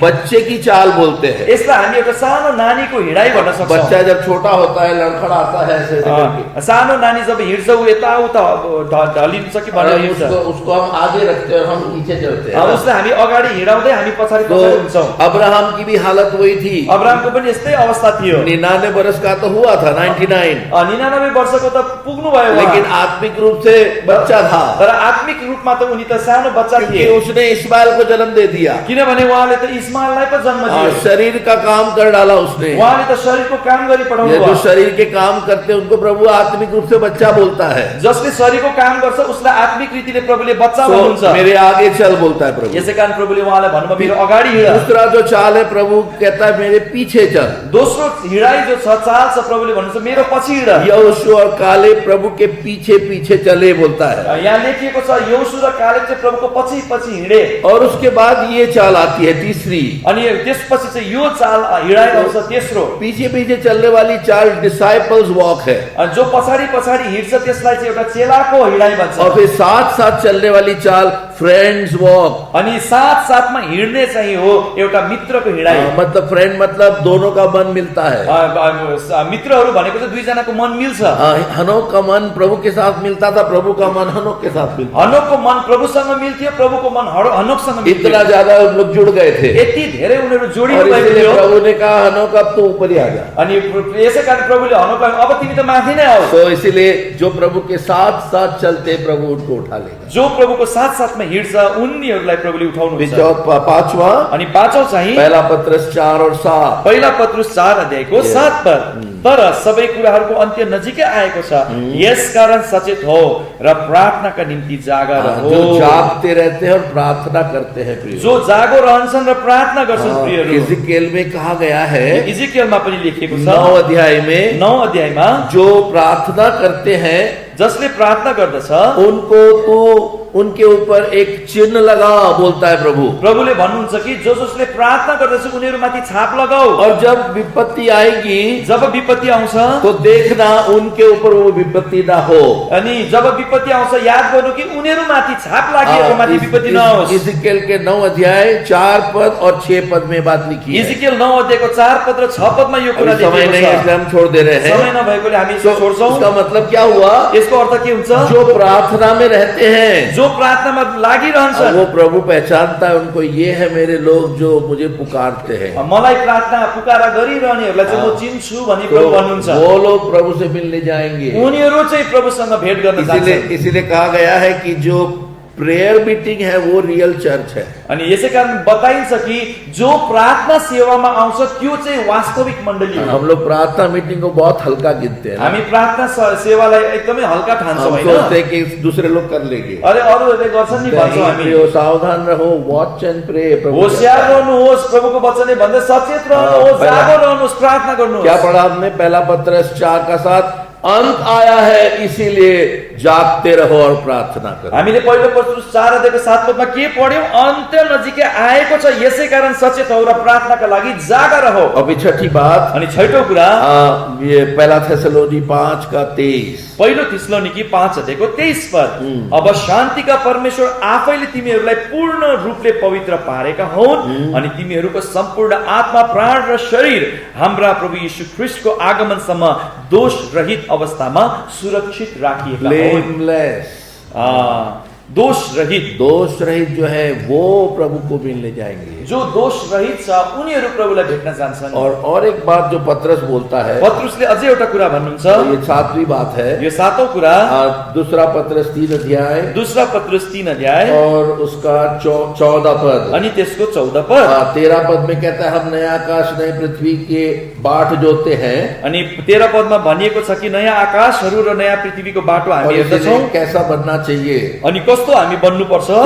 14 मा, यसकारण प्रियहरू हो, जब तिमीहरू यी कुराहरूको बाटो हेर्दछौ त उहाँद्वारा मेलमिलापमा निष्कलङ्क र निर्दोष अवस्थामा भेटाइने प्रयत्न गर। मेल मिलाप, पीस, मेलमिलाप। प्रियो प्रभु के लोग एकता में प्रेम में रहे, मेल मिलाप में रहे। प्रभुको लोगहरू चाहिँ मेलमिलापमा एकतामा रहौँ। अगर हम यहीं नहीं मिल के रह सकते तो स्वर्ग में कैसे रहेंगे। यहीँ हामी मिलेर बस्नु सक्दैनौँ भने स्वर्गमा कसरी बस्ने। इसलिए प्रियो प्रभु हमें तैयार कर रहा है। यसकारण प्रियहरू प्रभुले हामीलाई तयार गर्नु हुँदैछ। और भी कई बातें थी, कई धेरै कुराहरू थिए, क्या क्या चिन्ह इस संसार में प्रभु ने रखे हैं, प्रभुले कस्ता कस्ता चिन्हहरू यो संसारमा राख्नु भएको छ, जो नेचुरल डिजास्टर्स है, जो प्राकृतिक प्रकोपहरू छन्। उसके बाद मास कम्युनिकेशन, त्यसको बादमा जुन प्रकारको यो आईटी, यो सबै तकनिकी कुराहरू जो छ, अरे तकनीक पूरा नहीं, ये जो प्रसारण होता है अभी सब, अहिले सबै यो प्रसारण हुने जति पनि यन्त्रहरू छ, फेसबुक बोलो, ये मीडिया, सोशल मीडिया, सब कुछ, यो सामाजिक सञ्जालहरू जे पनि छन्, ये भी प्रभु के आगमन का चिन्ह है। यो पनि प्रभुको आगमनको चिन्हहरू हो। बाइबल में बताया गया है, बाइबलमा लेखिएको छ। ट्विटर बोलते हैं हम लोग, ट्विटर, हामी ट्विटर भन्छौँ, बाइबल में है, एक्लेसियास्टिक्स में है, यो उपदेशकको पुस्तकमा छ। तो फिर बीमारियां भी है, अब यहाँ बिमारीहरू पनि छ, और फिर इकोनॉमिकल जो हमारे लिए जो महंगाई की बात है, इकोनॉमिकल कंडीशन, यो सबै प्रकार आर्थिक जो व्यवस्था छ, वो भी बता रहा है कि प्रभु का आगमन नजदीक है। यी कुराहरूले पनि प्रभुको आगमन नजिक छ बताउँछ। और ज्ञान और यात्रा बढ़ जाएंगे कहता है, वो भी प्रभु के आगमन की चिन्ह है। अनि मान्छेको बुद्धि र यताउता यात्राहरू पनि बढ्छन् भनेर यो पनि चिन्ह हो आगमन। पाप बढ़ गया है, ये भी सबसे बड़ा चिन्ह है। सबैभन्दा ठुलो चिन्ह प्रियहरू पाप बढ्दैछ भन्ने कुरा हो। तो प्रियो, इसलिए सब चीजों को याद करते हुए यसका प्रियहरू यी सबै कुराहरूलाई याद गर्दै हमें कैसा बनना चाहिए, हामी कस्तो हुनुपर्छ। सो प्रियो, अगर आपने अभी तक प्रभु को नहीं पाया, यदि आजसम्म तपाईले प्रभुलाई पाउनु भएको प्रभु तो अपने प्रोग्राम को लेकर आगे चल रहा है। प्रभु त आफ्नो सबै कामलाई लिएर अगाडि बढ्नु हुँदैछ। प्रभु ने जो योजना बनाई है, प्रभु तो करता ही जा रहा है। प्रभुले जे योजना गर्नुभएको थियो उहाँ त गर्दै जानु हुँदैछ। एक तरफ प्रभु का ध्यान मंडली के लिए है, एक तरफ प्रभुको ध्यान मण्डलीतिर छ, एक तरफ प्रभु इजराइल के लिए ध्यान देता है, अर्कोपट्टि प्रभुको इजरायलप्रति ध्यान छ। प्रभु तो अपना काम कर रहा है, प्रभुले त आफ्नो काम गरिरहनु भएको छ। बीच में उधार पाने वाले लोग उधार पा रहे हैं। यो बीचमा चाहिँ उधार पाउनेहरूले पाइरहेका छन्। क्या आप प्रभु के हो? के तपाईँ प्रभुको हुनुहुन्छ? क्या आपके ऊपर प्रभु के लहू की छाप है? के तपाईँ माथि प्रभुको रगतको छाप छ? क्या जब प्रभु आएगा आप उन प्रभु के लोगों के साथ उठाए जाओगे? के प्रभु आउनु हुँदा प्रभुको लोगहरूको साथमा तपाईँ उठाइनुहुन्छ? अगर आप प्रभु को नहीं पाए हो, यदि तपाईले प्रभुलाई पाउनु भएको छैन भने आप छूट जाओगे, तपाईँ छोडिनुहुन्छ, और तब आपको बहुत पछताना पड़ेगा। तब तपाईलाई धेरै पछताउनु पर्छ। तब छाती पीटोगे लेकिन कुछ नहीं होगा। तपाईले छाती पिट्नुहुन्छ तर केही उपाय अरे छैन। प्रभु के लोग बोलते थे प्रभु आएगा, प्रभु आएगा। अरे प्रभुका मान्छेहरूले त भन्थे कि प्रभु आउँछ, प्रभु आउनुहुन्छ भनेर। प्रभु आ गया, प्रभु त आउनुभयो। ये भूकंप के जैसा ही है, यो त भुइँचालो जस्तै हो। भूकंप होगा बोला अचानक हो जाता है। भुइँचालो आउँछ त अचानक भुइँचालो आउँछ। कभी किसी को तैयारी नहीं होती है। कसैलाई पनि तयारी भएकै हुँदैन। पानी का भी ऐसा ही हुआ है ना, हैन? यो अघिको बाढ पनि यस्तै भयो। अचानक हो गया, कुछ भी निकालने भी नहीं मिला, अचानक भयो, केही निकाल्नै पाएन।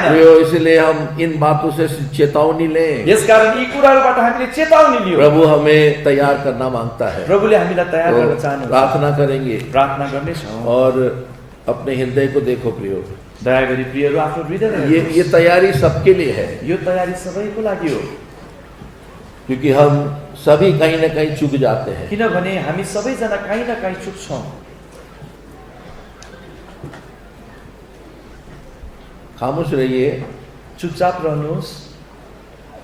हम वचन सुनने के बाद अब अपने जीवन को देखकर प्रभु के हाथों में अपने जीवन को सौंपते हैं। वचन सुने पश्चात हामीले आफ्नो जीवनलाई हेरेर हामीले आफै आफूलाई प्रभुको हातमा सुम्पिनु पर्दछ। तो हम वही करें। अब हामी यसै गरौँ। प्रभु तेरे वचन में लिखा है जो तैयार थे वो दुल्हा से मिलने गए। प्रभु तपाईको वचनमा लेखिएको छ, जो तयार थिए उनीहरू चाहिँ दुल्हासँग भित्र पसे। मैं तो तैयार नहीं हूँ, प्रभु म त तयार छुइनँ, मेरे पास तेल नहीं है, मसँग तेल छैन, पवित्र आत्मा रूपी तेल, पवित्र आत्मा रूपी तेल, पवित्र आत्मा से भरपूर नहीं हूँ। म पवित्र आत्माले भरिएको छुइनँ। प्रभु से हम पुकारे, हामी प्रभुलाई पुकारौँ। जिन्होंने प्रभु को ग्रहण नहीं किया है, जतिले प्रभुलाई ग्रहण गर्नुभएको छैन, आज एक मौका है प्रियो। आज प्रियहरू तपाईलाई मौका छ। कौन जाने रात में प्रभु आ जाए। कसलाई थाहा छ राति प्रभु आउनुहुन्छ कि। अगर आप प्रभु को कहो, हे प्रभु यीशु तू आज मेरे हृदय में आ, तपाईले यदि अहिले भन्नुभयो, हे प्रभु यीशु तपाईँ मेरो हृदयमा आउनुहोस्, मैं तेरे प्रेम और बलिदान पर विश्वास करता हूँ, म तपाईको प्रेम र बलिदानमाथि विश्वास गर्छु। तूने मेरे लिए भी प्राण दिया, तपाईले मेरै निम्ति प्राण दिनुभयो। तूने जो इतने सारे लोगों को मुक्ति दी है आज मुझे भी दे। तपाईले यति धेरै जनालाई मुक्ति दिनु भएको रहेछ, आज मलाई पनि दिनुहोस्। ऐसा मन से कहो प्रियो, तपाईले हृदयबाट यस्तो भन्नुहोस्। प्रभु तुरंत करेगा। प्रभुले तुरन्तै गर्नुहुन्छ। प्रभु कहता है मैं दरवाजे के ऊपर खड़े होकर खटखटाता हूँ। प्रभुले भन्नुहुन्छ म ढोकाको अगाडि उभिएर ढकढकाउँछु। सिर्फ दरवाजे के बाहर प्रभु है प्रियो। प्रभु त केवल त्यो ढोकादेखि बाहिर मात्रै हुनुहुन्छ। आपके हृदय के दरवाजे के बाहर, तपाईको हृदयको ढोका बाहिर। देखा जाए तो आपको वो काम करना चाहिए। अब हेर्नु हो भने त तपाईले पो यो काम गर्नुपर्ने हो। प्रभु दरवाजा खोलो, मुझे अंदर आना है। प्रभु दैलो खोल्नुहोस्, म भित्र आउन चाहन्छु। लेकिन हमारा प्रेमी प्रभु, तर हाम्रो प्रेमी प्रभु, हमने उसको दरवाजे के बाहर खड़ा रखा है। हामीले त उहाँलाई हाम्रो ढोकादेखि बाहिर उभाएका छौं। कब तक उसके दिल को दुखाएंगे प्रियो? कहिलेसम्म उहाँको हृदयलाई दुखाउनु हुने? कब तक उसको बाहर खड़ा रखेंगे? कहिलेसम्म बाहिर उभाउनु हुने? आज उसको बुलाओ, आज बोलाउनुहोस्। प्रभु अंदर आ, प्रभु भित्र आउनुहोस्। मेरे मैले हृदय को साफ कर, मेरो मैला फोहोरी हृदयलाई सफा गर्नु। तेरे लहू से धो मुझे, तपाईको रगतले मलाई धुनु। मुझे तेरा अपना बालक बना दे। मलाई तपाईको सन्तान बनाउनुहोस्। प्रभु करेगा तुरंत। प्रभुले तत्कालै गर्नुहुन्छ। यूहन्ना 1:12 के अनुसार प्रभु का वचन कहता है, परमेश्वरको वचनले बताउनुहुन्छ। यूहन्ना 1:12 जितनों ने उसके ऊपर विश्वास किया, जितनों ने उसको ग्रहण किया, उसने उनको अपने पुत्र होने का अधिकार दिया। जतिले उहाँलाई ग्रहण गरे अर्थात् जतिले उहाँको नाममाथि विश्वास गरे उनीहरूलाई उहाँले आफ्नो सन्तान हुने अधिकार दिनुभयो। आप प्रभु का बेटा बेटी बन जाओगे। तपाईँ प्रभुको छोरा छोरी बनिनुहुन्छ। आज प्रभु से मुंह फेर के मत जाओ वापस। आज तपाईँ फेरि प्रभुबाट मुख फर्काएर नफर्किनुहोस्। प्रभु को पीठ मत दिखाओ प्रिय। प्रभुलाई तपाईको पछि नदेखाउनुहोस्। अगर आप प्रभु को चाहते हो, यदि तपाईँ प्रभुलाई चाहनुहुन्छ और निर्णय करना मांगते हो, अनि तपाईँ यो निर्णय लिन चाहनुहुन्छ, अपने हाथ को दिखाओ। आफ्नो हातलाई देखाउनुहोस्। हम उद्धार मुक्ति के लिए आपको कह रहे हैं। हामी तपाईलाई मुक्तिको निम्ति भन्दैछौँ। अगर आप अभी तक प्रभु को नहीं पाए अहिलेसम्म पनि यदि तपाईले प्रभुलाई पाउनु भएको छैन और आज प्रभु को कह रहे हो प्रभु तू आ, आज तपाईले भन्नुहुँदैछ प्रभु तपाईँ आउनुहोस्, हाँ तो अपने हाथ को उठाओ। तब मात्रै तपाईले आफ्नो हातलाई उठाउनुहोस्। कोई है कोही हुनुहुन्छ जो सच्चे हृदय से प्रभु को ग्रहण करना मांगता है? जसले साँचो हृदयले प्रभुलाई ग्रहण गर्न चाहनुहुन्छ? दूसरे लोग आंख बंद रखो, अरूले चाहिँ आफ्नो आँखालाई बन्द राख्नुहोस्। प्रार्थना करो। अगर आप उद्धार पाए हुए हो दूसरों के लिए प्रार्थना करो। यदि तपाईले उद्धार पाइसक्नु भएको छ भने तपाईले अरूको निम्ति प्रार्थना गर्नुहोस्। आप जो विश्वासी भी हो तपाईहरु जो विश्वासी हुनुहुन्छ लेकिन लापरवाही का जीवन जीते रहे, तर तपाईले लापरवाहीको जीवन जिरहनु भयो, आज प्रभु आपको फिर मौका दे रहा है। प्रभुले आज फेरि तपाईलाई मौका दिनुहुँदैछ। आपको मैं हाथ उठाने नहीं बोलूंगा, म तपाईलाई हात उठाउनु भन्दिन, लेकिन अपने हृदय को प्रभु को सौंपो। तर तपाईको हृदय प्रभुलाई सुम्पिनुहोस्। प्रभु मैं मेरे इस गलतियों के लिए पछताव करता हूँ। म मेरो भूलहरूको निम्ति पश्चाताप गर्छु प्रभु। प्रभु आपको प्यार से आलिंगन करेगा। प्रभुले तपाईलाई प्रेमको साथमा अँगाल्नुहुन्छ। प्रेमी पिता, हम धन्यवाद देते हैं इस सुंदर समय के लिए। प्रभु जी, तेरी योजना तूने अपने वचन में बहुत साफ बताई है और हम एक एक वचन खोल खोल कर देख रहे थे। प्रभु जी, तू आने से पहले तूने चिन्ह रखे हैं और हमारे लिए तेरी प्रजा इज़राइल सबसे बड़ा चिन्ह है। तूने कहा भी था, जब तुम अंजीर के पेड़ को उसमें अंकुर आते देखो और पत्तों को देखो, फल आते देखो, जान लो कि वो दिन नज़दीक है। प्रभु जी, इज़राइल आज हमारे सामने एक चिन्ह के समान खड़ा है। लड़ाई शुरू हो गई है प्रभु जी, तेरा आगमन बहुत नजदीक है और इसीलिए प्रभु हम प्रार्थना करते हैं, हम जितने यहाँ हैं प्रभु हम निर्णय कर सकें। प्रभु जी पिछले समय में जितना जो कुछ हुआ अब हम उसको अंत लाना मांगते हैं। अगर हमारा एक दूसरे के साथ झगड़ा है उसको हम अंत लाना मांगते हैं। अगर हमारे जीवन में कोई गुप्त पाप है प्रभु उसका अंत लाना मांगते हैं। अगर हम लापरवाही का जीवन जी रहे हैं प्रभु जी उसका अंत लाना मांगते हैं। प्रार्थना रहित हमारा जीवन है प्रभु, हम अब जागृत होना मांगते हैं। प्रभु जी तू हमारी सहायता कर। हमारे हृदय से जो प्रार्थना उठ रही है प्रभु उस प्रार्थना को तू ग्रहण कर। एक नया काम प्रभु जी एक एक के जीवन में कर जा प्रभु, यही हमारी विनती है। वचन की रक्षा कर, जिस हेतु से तूने हमें ये वचन दिया है प्रभु, तो तेरा पर्पस तेरे हेतु को पूरा कर। इस प्रार्थना धन्यवाद को प्रभु यीशु के नाम से चढ़ाते दया से सुनो, ग्रहण कर। आमीन।